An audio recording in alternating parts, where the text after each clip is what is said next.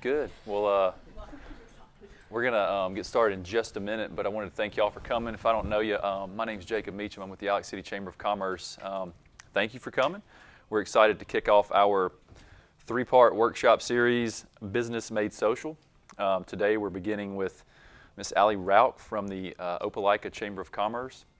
Prior to becoming president and CEO of the Opelika Chamber, Allie served 7 years as director of marketing for Chicken Salad Chick's corporate office, where she helped grow the brand from its very beginning with just 3 locations to over 150 all around the United States. She's a graduate of Southern Illinois University in Edwardsville, Illinois.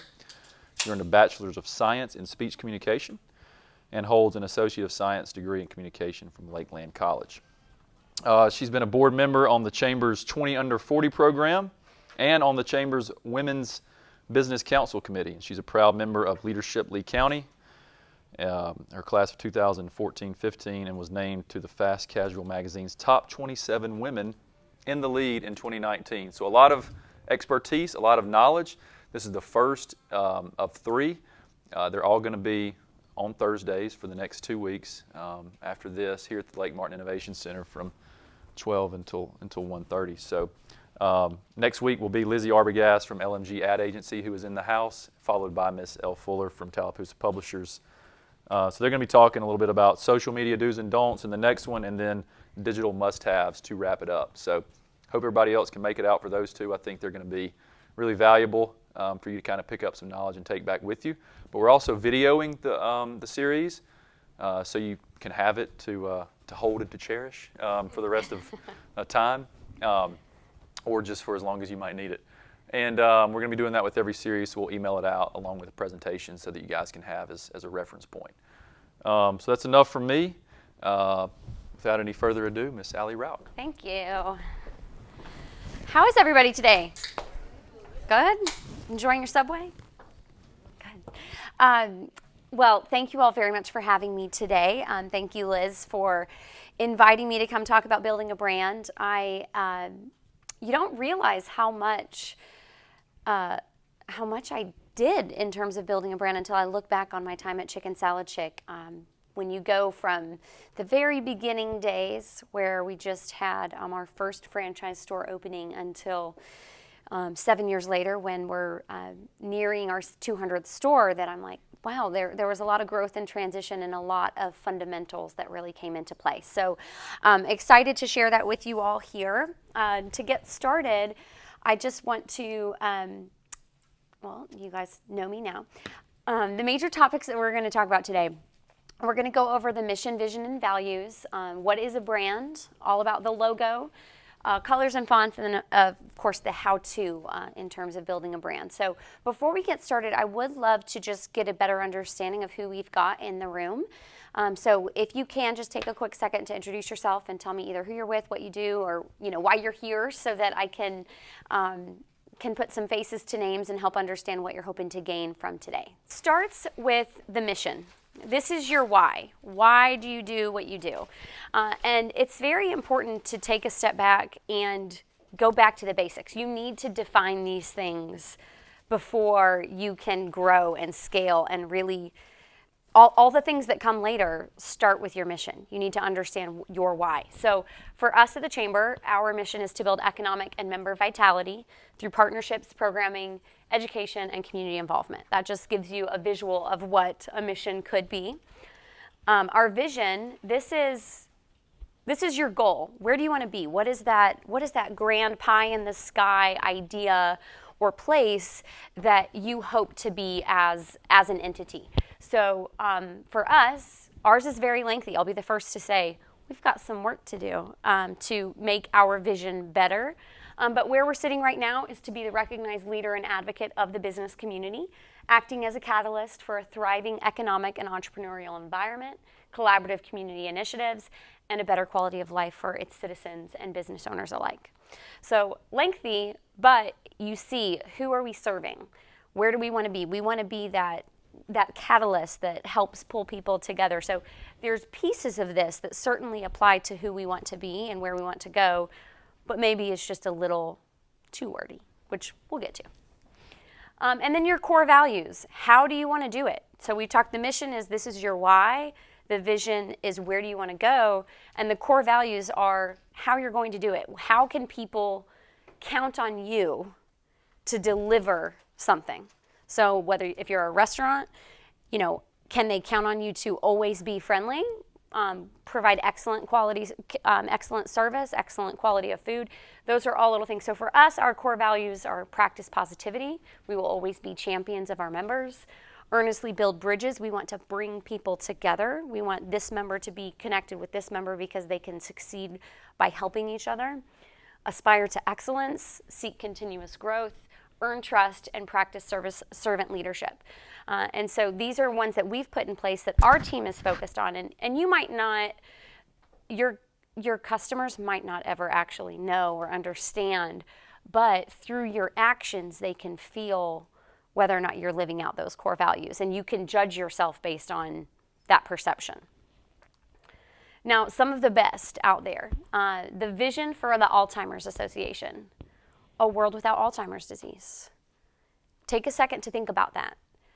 They are wishing and hoping to no longer be needed, because a world without Alzheimer's disease means there's no need for an Alzheimer's Association.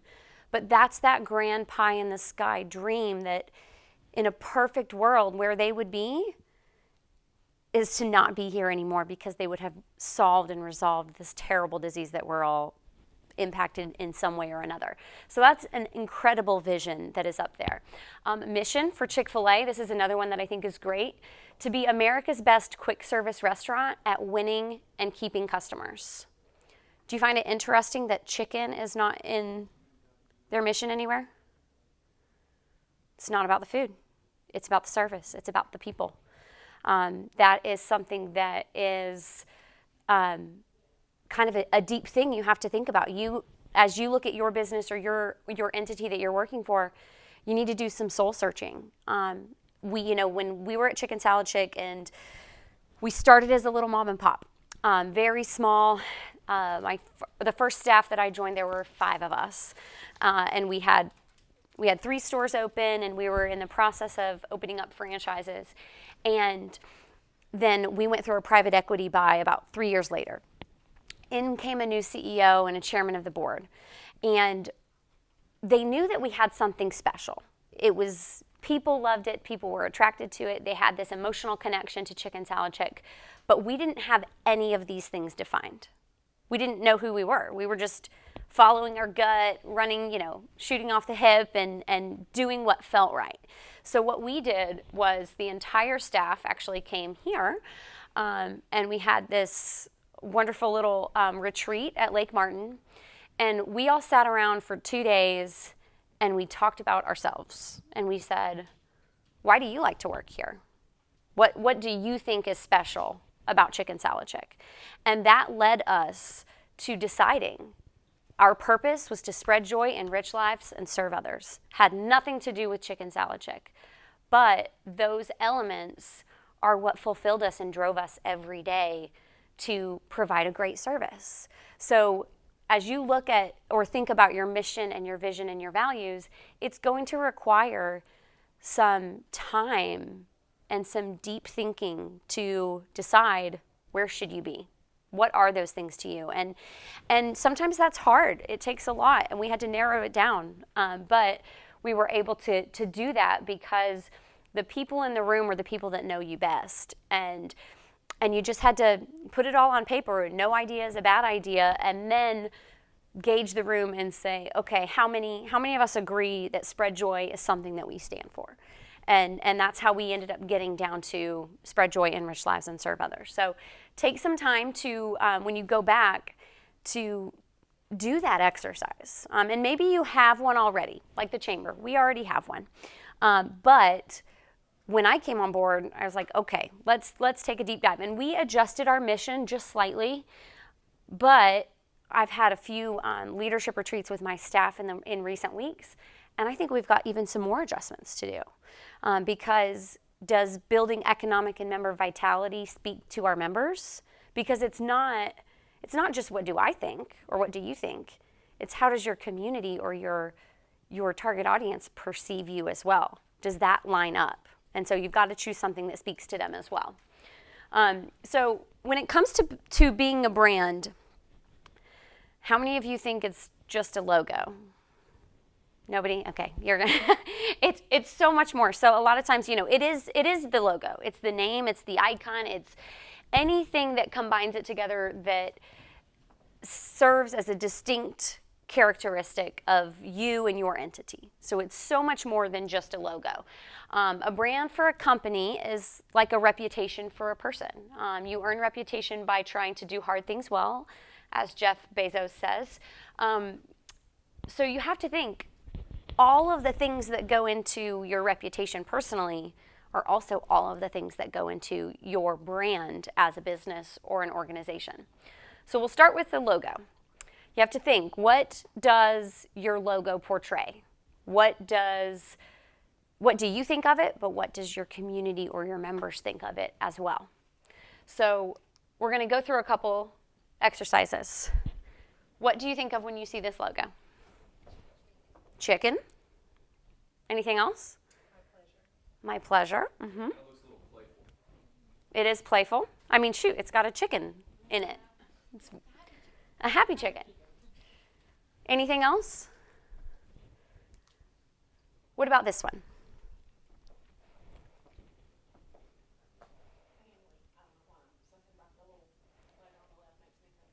Mm-hmm. Yep. I see 3 people kind of coming together, wrapping around each other. Like a hand? Absolutely, I see that. Maybe. I could see that. I don't know if that was the intent, but I see that. Yeah, uh-huh. What about this one? Did Yes, you're so right. Now, so this is an example of a regular logo and then how it transitions and how they adapt and evolve. Now this is their icon. So you see, logo didn't change, but their icon has changed recently and has become a little bit more modern. I don't know about this, but when you look at the icon, it kind of reminds me of like a tape a little bit, but of course, we no longer have tapes and VCRs, but it kind of, I see that string of line that makes me think of a tape a little bit. Any other thoughts on Netflix? About Chicken Salad Chick? Fun? Mm-hmm. It's very whimsical. That was one of our things. Fancy. Mm-hmm. So some things that came into play for the creation of this logo.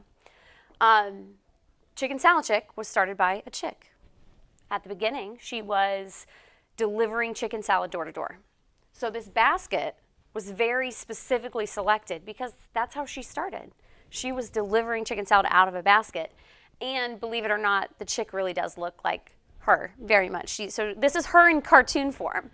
I also happen to think that part of the creation of this is inspired by the University of Alabama logo because her husband was a Bama fan, and if you actually look at the 2 logos, the round circle, it's like identical. But we don't talk about that very much because, we started in Auburn.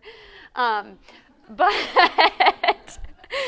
I think that was like his subtle jab of like, how can I get it in here without anyone realizing it? And it took me years to recognize it. But you see the flowers in her hair. It's a very feminine style, very feminine design. And the colors are bright and fun. Mm-hmm. Did you worry at all that it was too, erring on the side of too feminine in terms of gaining male customers? Oh, that's a great question. So many conversations were had about that. And I think this is where it comes down to when you think about your target customer. Women were our target customer. We owned it. We were shameless about it. There are flowers on the tablecloths. Yeah. That's it. Like you can try and be everything to everyone, but you will fail. You will be Applebee's and you will fail. But if you do what you do well, sorry, don't repeat that. I'm on camera, darn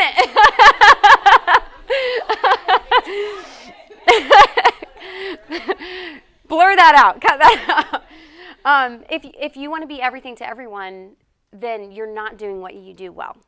And so that's why Chicken Salad Chick serves chicken salad, 15 different types.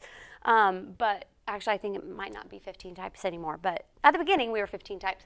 And we were conscious of it. We did try, we had lots of conversations around female versus non-female. But at the end of the day, women are the biggest demographic in our country. They make the decision-making power. And when we took a look at who came to eat at Chicken Salad Chick, most of the time, it was women who came or women who introduced them. I know men in Auburn who have never been inside of Chicken Salad Chick, but it's their favorite food because it's sitting in their fridge every week. So it's the women in the world that were introducing Chicken Salad Chick to the men, and then we'd have construction guys and people that would come in because the food's great. So I think that's one thing where you have to lead with the product. Whatever it is you're selling has to be great. That has to be your top priority. And if your marketing and your branding leads to the feminine side, yes, we do have some hurdles you're going to have to overcome. Because there are men that won't step foot because chick is in the name, and they're like, well, that's not a place for me. But we chose to have that as a hurdle to overcome because we were giving women a place of their own, a place that's there. I mean, Buffalo Wild Wings is not shameless about being a very male-driven place. Hooters is not shameless, but I mean, I personally love the wings at Hooters. So, but, it's just a difference. So, your first reaction might be like, oh gosh, I can't believe they're being so girly, but it works. Great question. All right, what do we think about Publix? Anything come to mind? They have really great subs at Publix. They do. Pub subs are great. Great customer service.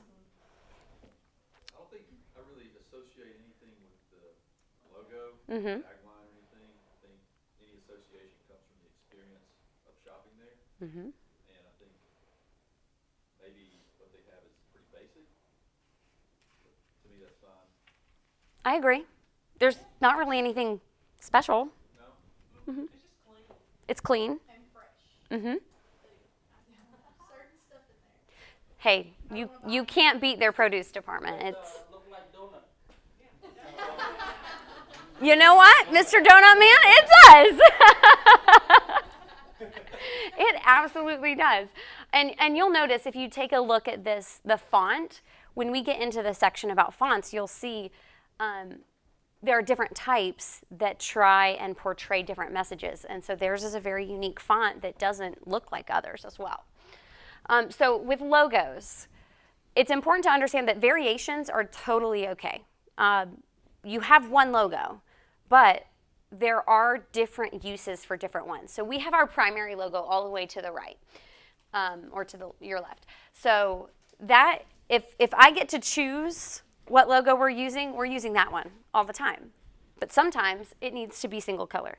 Sometimes there's not enough room or there's not a place for my icon to be. So we've got one without it. Sometimes it needs to be vertical so it can be larger. So you have to think about this when you create a logo. You're not just creating one. You need to create that family of logos so that you have multiple uses. We would always say at Chicken Salad Chick, it's a perfect circle. And there were 6 colors in the logo. Do you know how terrible it is to screen print 6 colors? It's impossible. So you sponsor a kid's softball team, you use that single color logo because that's affordable. So there's lots of different uses. And then these icons are new things that if you're doing a really good job, you can grow into building your brand with that icon as well. So sometimes the chick would be places without the words, without anything else. It's just the chick standing there with her basket.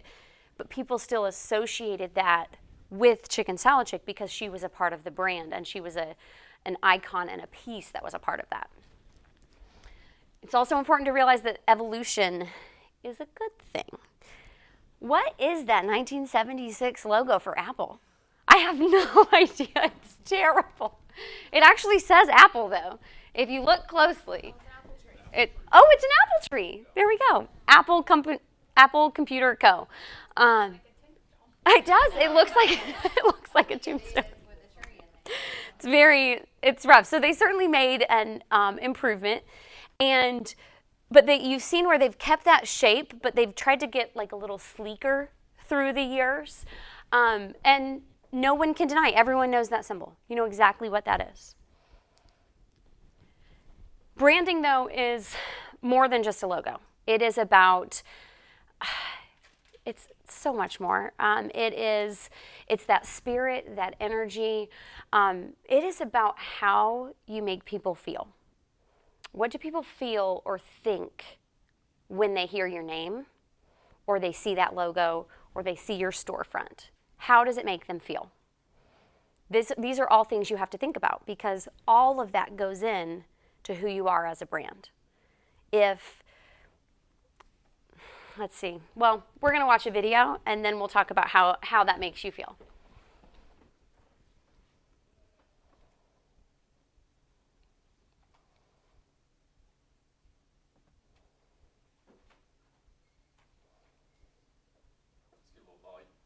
Thank you. They don't have to listen to the ad. They can just listen to the video once it's ready.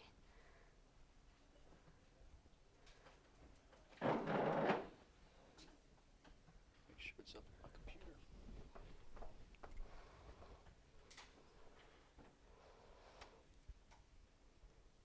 Uh-oh. Hold on a second. Oh. There we go. I'm originally from Hawaii, but I moved to Wisconsin just last year. I decided to get a bike because the car was Start it over for you. Thank you. I'm originally from Hawaii, but I moved to Wisconsin just last year. I decided to get a bike because the car was too expensive. We both work at Chick-Fil-A. She would bike to work every day. And then winter hit, and that was pretty rough. So there was a holiday raffle, and they were giving away a car there. Her name got called, And I was like, she decided to give the car to me. Chick-fil-A feels like one big family. helping you or just like any of my coworkers always brings joy. It's crazy to say like I gave my best friend a car. So that commercial is aired after football games, in the middle of, The Voice, you name it. And it says absolutely nothing about what you can eat at Chick-fil-A.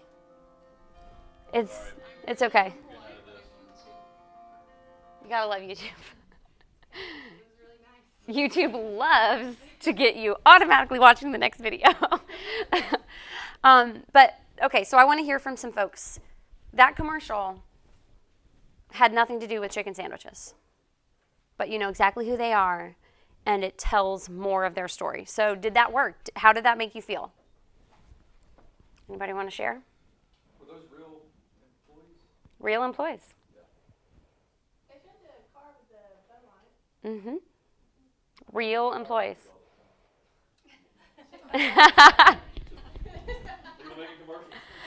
All right, come on, guys. How did it make you feel? They're precious. Right? So precious. Oh, just warms my heart. Yeah. Brings me a sense of, gosh, maybe this world isn't so bad. Anybody else? Why do you think they tell that story instead of having a big salad or their chicken minis or a chicken sandwich and waffle fries on the screen? I don't know, but they've done several like that. Mm-hmm. They have a whole series. About helping other people It shows the kind of people they have in their work in the organization, Mm-hmm. their values. It does. It humanizes them. Absolutely.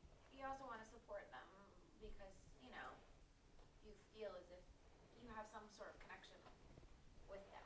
Mm-hmm. So you'd rather support them than say They're doing good backstage things. who Mm-hmm. you don't have a connection with emotionally. Mm-hmm. Emotion, that is the key thing. You don't realize how much emotion plays into your brand reputation until, like for me, having someone come up to me at a grand opening and tell me, Fancy Nancy reminds me of how my grandma used to make chicken salad and she died 3 years ago.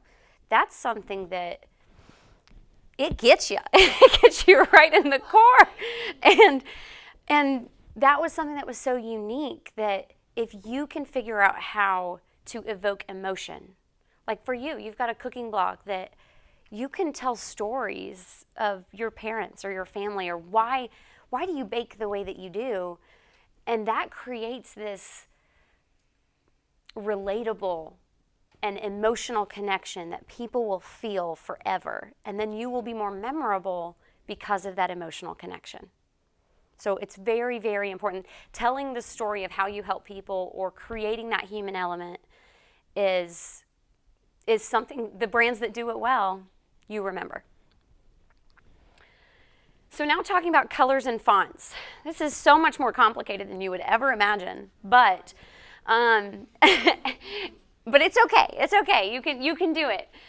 When you're talking about color selection, you have to think, what are those emotions that your colors elicit? And not only how do you feel, but how does your community feel? How do your potential customers feel about those colors? Do they share the same ones? So red is youthful, bold, fun, color of winners. Didn't know red was the color of winners, but maybe I love red. It's my favorite. It's energetic.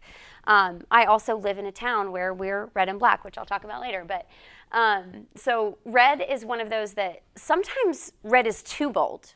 So you have to think too, like you just have to be thoughtful. So I'm just going to run through a couple colors and some of the words that convey what those colors are as a thought process for you. But a lot of brands out there keep these colors in mind. So orange is very happy. It creates feeling of cheerfulness, playfulness, boldness. Anyone remember what color Clinique Happy's logo is? It's orange on a clear bottle. Sunshiny yellow, this is optimism and light and creativity and warmth. Yellow's a hard color because it is light, but you've got places like Sprint and Daylight Donuts. It's bright. It makes people happy. Yeah, they do. That's right. I don't have to go anywhere. Breakfast right here. That's right. I can't wait to have one. Green is a unique color. It reflects health, freshness, serenity. Sometimes the darker green you go, it also portrays affluence, prestige. You've got a lot of financial companies use green in their logos. Same thing with blue. This is a signal of trust, loyalty, stability, strength, dependability. Lots and lots and lots of banks use blue in their logo. You'll recognize. You might not have noticed it before, but when you see that, you're like, oh, I get that, because this is what they're trying to portray through subliminal messaging. And colors are a subliminal way to make you feel a certain way. Purple, this is the color of sophistication and wisdom. This is the official color of the royals, so it makes you feel fancy. Brown is that natural vibe. This is speaks to earth-friendly consumers. Brown is another one that's hard, but I mean, UPS, they not only live in that brown perspective, but they also they have the slogan, "What can brown do for you?" And I mean, who would have thought they deliver packages, but they really embody that brown and take it all the way to the end. Black and white, it's simple. This combination is classic and professional. Now for me, at the Chamber, we use, well, I don't get there yet, so we use black, white, and red. So it's kind of that combination of classic and bold, which again, that works for us. We're talking about what will your customers be attracted to. Opelika, we are the Opelika Bulldogs. Our school colors are red, white, and black. It makes sense for us as the Opelika Chamber to utilize colors that complement that. So we could have gone with something different. I think Lake Martin, or not Lake Martin, but Alex City, they use blue and yellow in there. So you've got that stability, you've got that sunshine, brightness. And I think it also probably portrays that connection to water that you have here as well, because it pulls it all in. So you have to think about what your customers will be attracted to while still staying true to your vision and plan for your brand. Brand colors here too, variations are okay. So as you can see in the logo, you've got red and you've got green. Those are those primary colors that you use. But sometimes that gets a little old. So it's important to have some variations that you can use to spice some things up. So these were colors that we hired a brand agency to come in and help us fill in those holes. And when they put up hot pink, I thought they were insane. I was like, why would we ever put pink next to this red and green logo? However, it really allowed us, if you would look over at the social, a lot of times we would use these great pink and soft pink stripes on little icons or badges that we would use. And it really did, it pulled in that feminine side, but it gave you enough of a break so that you're not just stuck in the same rut. So the turquoise and the blue and the pink really helped pull in and complement the logo. So you can think about that. That's something we at the Chamber don't fully do well yet. We pretty much use gray, white, black, and gray as complementary colors, and haven't quite figured out if there are other bold ones that could maybe come into play. But it is a process, and as long as you're intentional, you can certainly variate from what you do. I think with social media and with Canva now, it's really easy to just like throw something out there because you see a logo out there or you see a template on Canva and you're like, well, that looks good. But is it your brand colors? Does it look like you? Because if it doesn't, you shouldn't be using it. You can change it to fall within your pattern and your color palette, but otherwise you shouldn't be using it. Canva is the best and worst thing because of that, because they've got so many great things. But if you can't change the colors to fit within your style, you should not be using it. Fonts, same thing with colors. There is a feeling that you get from fonts.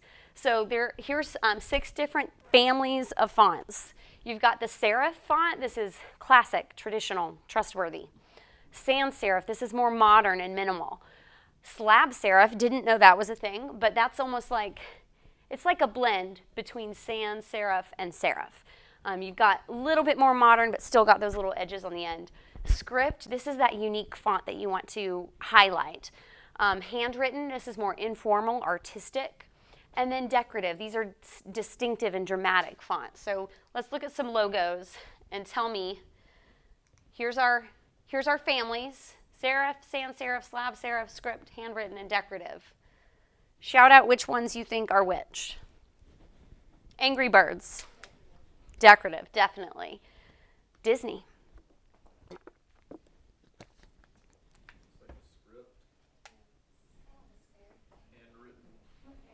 It's like a blend between script and handwritten. Mm-hmm. Sharpie. Definitely script, which makes sense because you're going to write with a Sharpie. Let's see. I think that's good. Now our fonts, for example, we've got a script font. So we pulled Madeline in because it allows you to stand out. It allows you to have something a little bit different, have that unique perspective. And then we have Railway, which is a very modern type of font, and then we have a body text. So it's recommended that you have 3 fonts in your family. So you're looking at headers. Oops. Stop. Come in.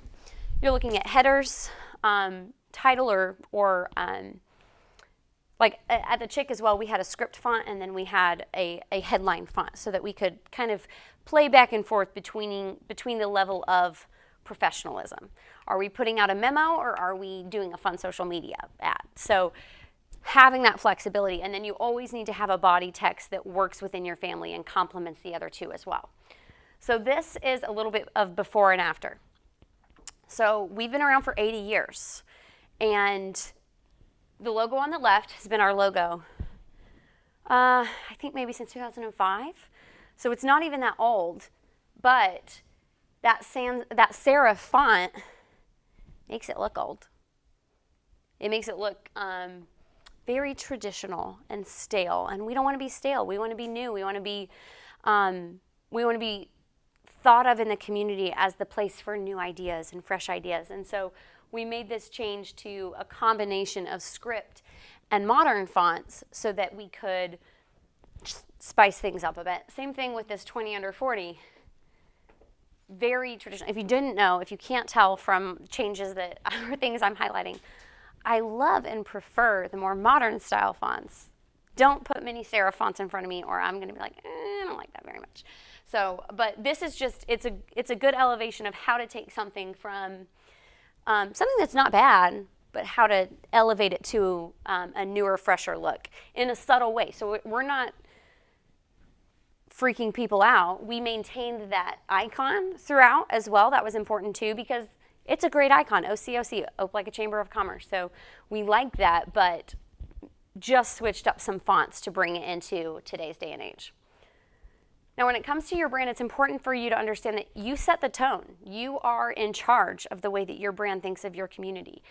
And if you don't know what they think yet, maybe you should put out a survey or ask them. Find ways to do some interactive social posts, which I'm sure these ladies will talk about next, to get some of those answers that you can figure out what do they think of when they see you or think of you. But the question is how to do it. It's a big deal. It's a big task. So I've put some things together that I want you to think about because it's important to first understand all of the things that impact your brand. Lots and lots of things impact it. So yes, the logo is important, the colors are important, the fonts are important, but these things are possibly more important because these are the things that people see and feel and experience that cause them to think a certain way about your brand. Guest service. How many of you think guest service is a key part of who you are as a brand or thought that before you came in here today? Yeah. So this is very, very, very real and very, very big. And here's a couple examples of why. What do you think of between two? McDonald's and Chick-Fil-A. Who's got good service? Who doesn't have good service? Depends. Depends if you're on a good day. But the thing that's so funny is at Chick-fil-A you expect great service. You go there and you expect it because it's a part of their brand and it's a part of what they do. I went to McDonald's the other day and I had great service and I was shocked. Did you get ice cream? I did not. You know what? We're going to get to that next. I was shocked and super complimentary of the person that helped me at McDonald's because it was unexpected, because I'm not used to that, because it's not part of their brand standards. Well, I think it probably is, but there's a miss between the idea and the execution. What about these two? Does one of them stand out more than the other for good or bad in guest service? I'm a Kroger girl. I love Kroger. That's where I do all my shopping. But Publix has a better reputation because they take your groceries to the car for you. And if you look for something, they will literally take you to the spot on the shelf. They won't just be like, oh, it's over in aisle 19. They will take you there. Sometimes it's a little much. I don't want to be bothered while I'm grocery shopping. But either way. What about these? The Ritz-Carlton versus Marriott. I love a Marriott because I can't afford a Ritz. But the Ritz is technically the gold standard. I mean, Marriott probably has some of their processes in place because it's what the Ritz does. So guest service is so much a part of your brand because it defines and impacts how people feel or think when they hear your name or see your logo. Social media does too. Wendy's. How many of you have thought, like 10 years ago, did you think Wendy's was like the best burger joint around? I didn't really give much thought to Wendy's. Yeah? Always been a fan? I think it's probably regional too. Yes, absolutely. Certainly regional. Their social media game is on point. They decided to make a stand and say the things that nobody else says. And it's hilarious. So McDonald's put out a post. If you were the person who ran the McDonald's account for a day, what would you tweet? Wendy's coming in with some sass said, where the things that should be fresh are frozen and the things that should be frozen are out of order. Hey, you just fed right into it for me. I'm so excited. But even for me, like this one made me laugh so much. Soda in the water cup is about as sneaky as 3 kids in a trench coat. How many of you have worked in the food service industry and you have seen the Diet Coke or the sweet tea in the water cups? And all the time at the Jake, it was hilarious. But these are ways that your social media can impact your brand. I mean, the city. How do you interact with people on social media? Are you energetic and responsive, or are you silent? That it does, as it should, as it should. And that is one thing when we talk about reviews. How you handle good reviews and how you handle bad reviews are absolutely key. Uh-huh. You know, I think the way that they're using their social media, at least Twitter, which is what this is. Yep. Mm-hmm. You know, they're not like trying to sell you. Nope. They're not trying to push a product at all. I mean, you ever see pictures of their stuff? Very few. When I went through their feed, they're a sponsor of, I think, the NFL now, and so I think I saw a couple ads or photos of it being game day, but. So it's all about just, they're trying to be like culturally relevant. Correct. Pop culture. Correct. Media, that kind of thing. And they do it well, but you got to do it carefully too. Mm-hmm. Because if you try to get snarky and sassy, piss somebody off, Yeah. you make a bad comment, you go viral for the wrong reasons. True. So like, you know, businesses, I think some businesses get it and try to want to be that. You know, how can we be different so that we're not always selling, not always pushing, not always, Mm-hmm. being face about our product, but towing the line of, walking the line of, not taking it too far and trying to Right. control your voice. Because not everybody is set up to be fun. You're exactly right. Authenticity is key in this. You have to figure out who you are and then be that.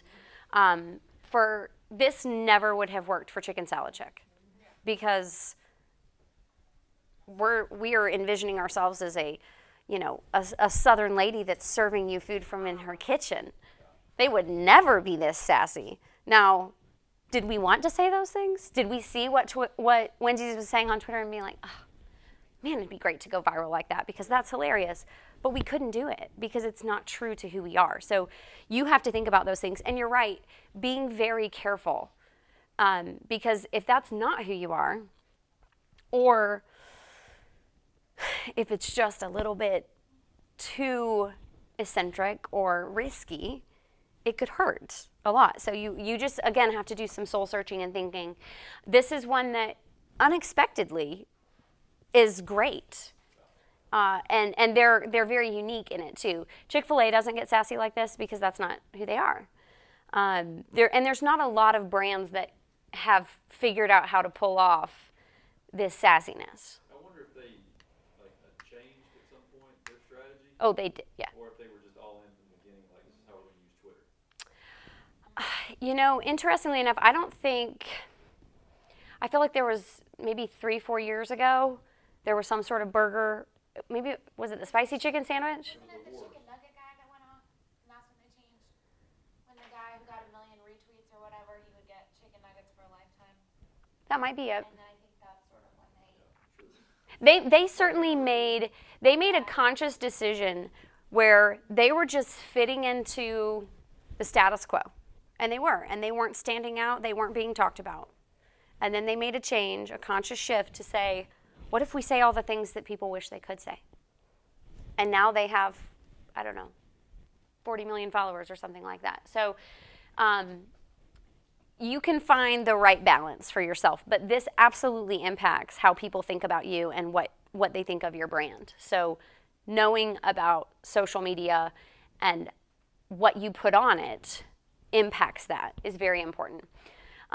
As someone who has ran restaurants before, for any of you who are in restaurant or retail or public service, I cannot put into words how important these two things are. Location and accessibility.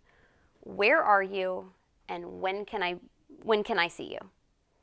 There are a lot of places out there, especially with COVID, it happened very naturally.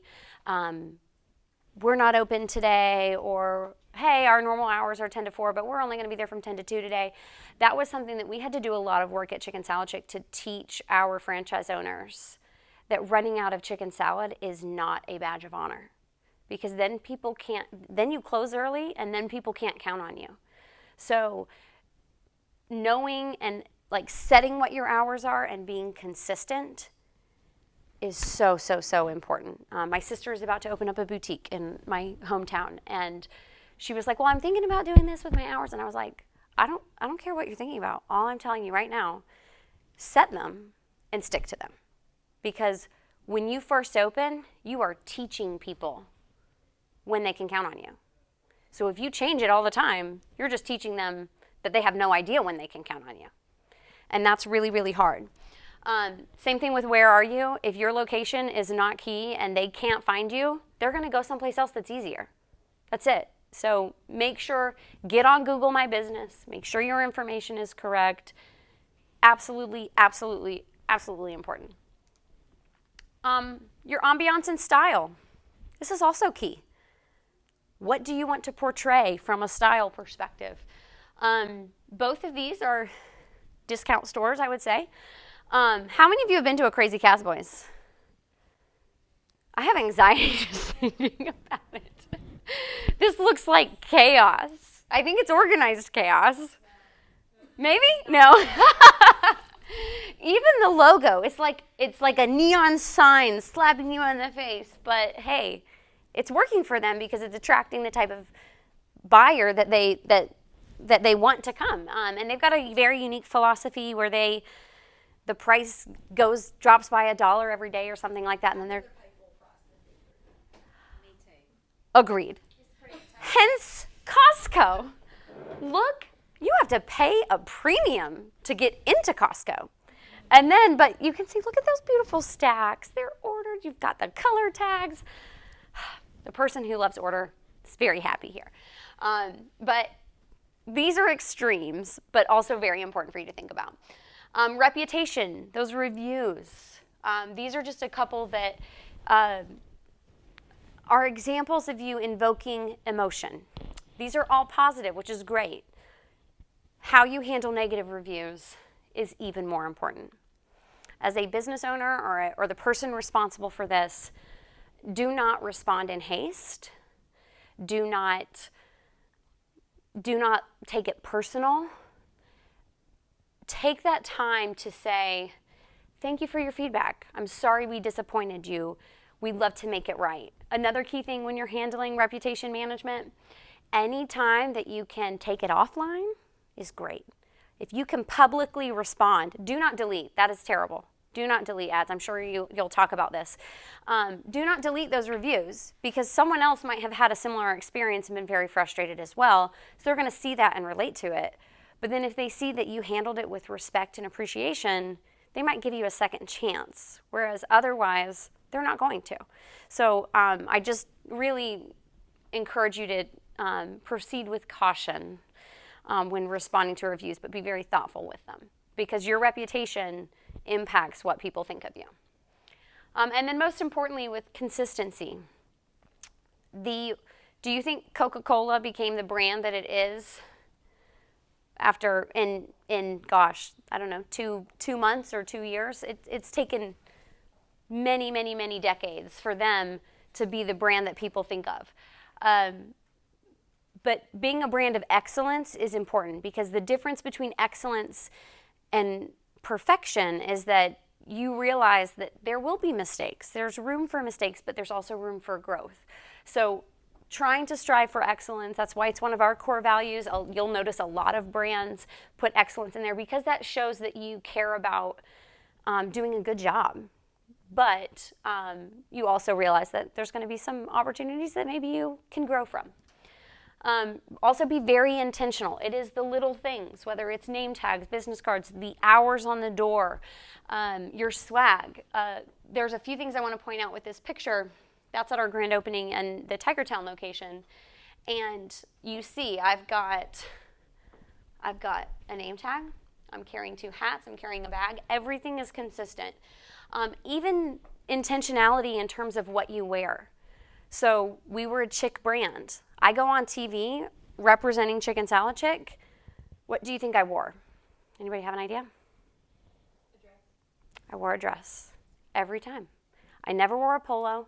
I never wore yoga pants or whatever, even if you couldn't see my waist. I wore a dress because it was a dress that, you know, a Southern woman would wear to church on Sunday, because we are a chick brand, and we wanted to remind people in every possible way that this is a chick brand that was started by a chick that was a stay-at-home mom, and we try and do that through all the little details. So again, that's not necessarily important for everyone, not the right fit for everyone, but figure out who you are and then stick to that and be consistent and be intentional. Bruce Springsteen has one of my favorite quotes about consistency. Getting an audience is hard, but sustaining them is even harder, because it demands consistency of thought, of purpose, of action over a long period of time. This is going to take time, but you have to commit to it and stick to it for many, many years, and you will be better off for it in the end. So, any questions? Okay, well, that's it. No questions anymore? Open book up here. A lot of expertise and knowledge. When I see you guys, don't ask me, because I don't know. I mean, I always like to wonder, or I always wonder, I don't know if I like to wonder. I always wonder, like, when talking to people who've been through it like you have, growing a franchise, what were some mistakes y'all made along the way, or like maybe key things that you said we should have done differently in kind of building the brand that you had to do it over again to do it? Let's see. We made a lot of decisions just like from the cuff, very much so. When you are a growing brand, maybe you don't take the time to do a focus group or try things out. I will reveal a very vulnerable story that is very private in the chicken salad world, but when restaurants were being forced to make their nutrition and calorie counts public, we freaked out. We had right around 30 stores open at the time, and our chicken salad tastes amazing, but we use full-fat mayonnaise.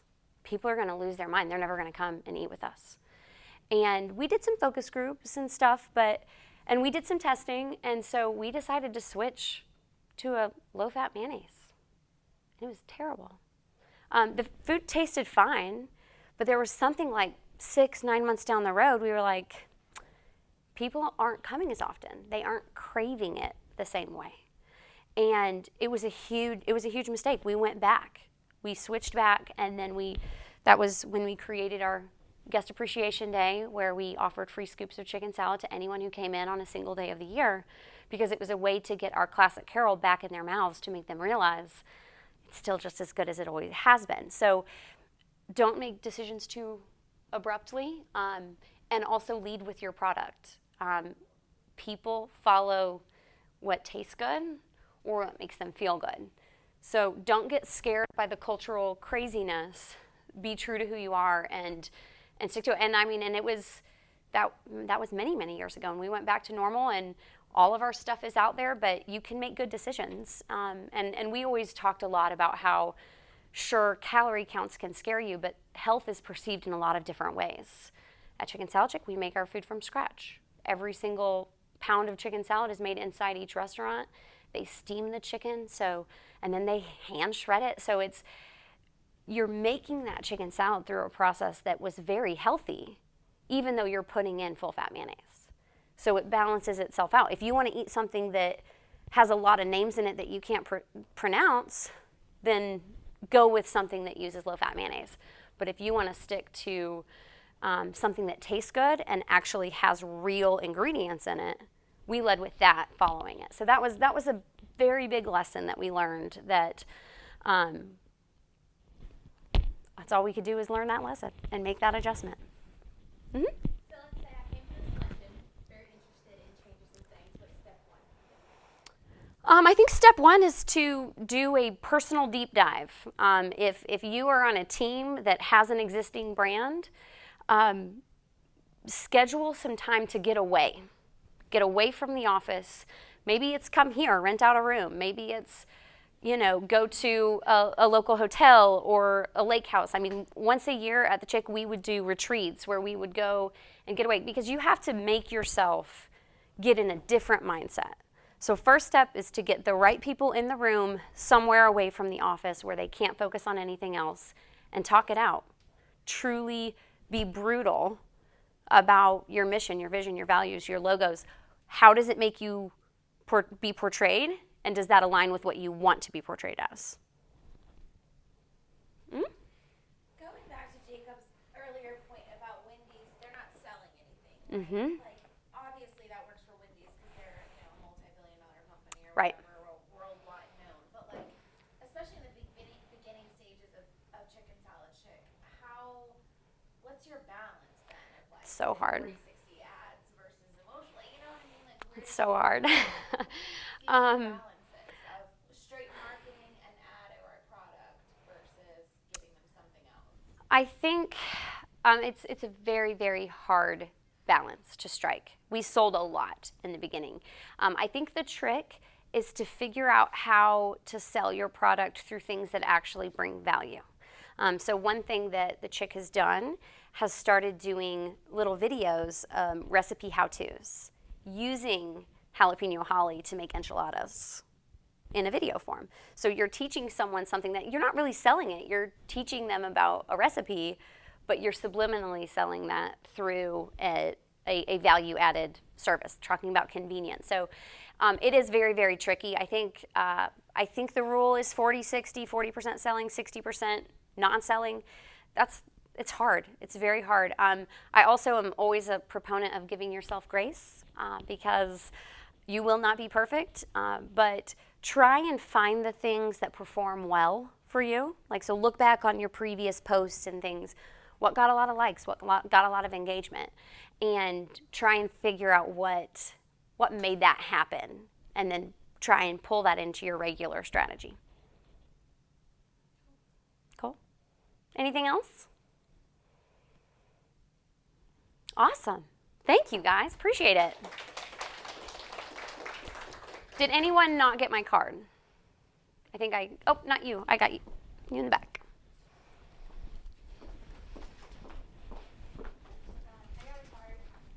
Just him. Donut Man. Hi, I'm Allie. Thank you. Very good to meet you. Very good to meet you. I'm sorry a little bit. Oh, no problem. You brought donuts, so you're forgiven. That's why it took me a while to